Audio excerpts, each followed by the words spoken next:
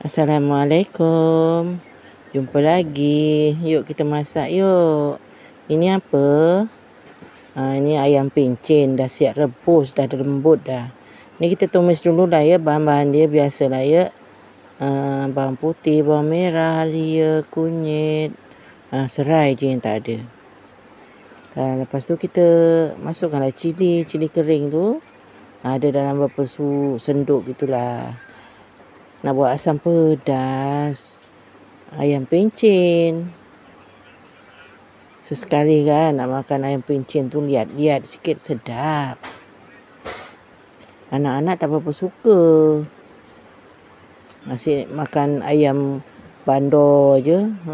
Muak. Itu dah mula agak kering. Masukkan ayam pencen tadi lah. Ayam ni dah lembut sebetulnya. Mak dah masak, dah rebus lah sebelumnya. Lepas tu dah buanglah bulu-bulu tu. Dah 2 kali pusing ha. Biasalah ayam pencen ni kalau nak di mesin kan bulu dia mesti ada banyak tertinggal kan. Biasalah. Mak nak buat asam pedas je, tak nak diungkep. Biasa kalau ayam pencen ni orang biasa diungkep, dibuat rendang kan. Ini kita masukkan air lah. Kita rebus lagi sekejap. Lepas tu masukkan asam.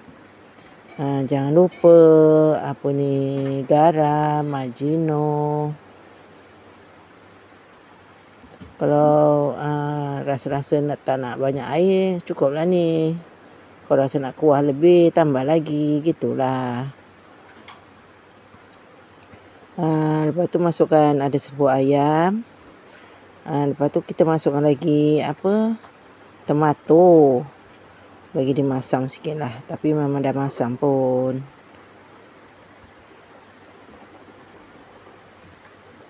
Ini mak baru masuk dalam YouTube ni. Baru lagi ya. Kalau ada yang nak.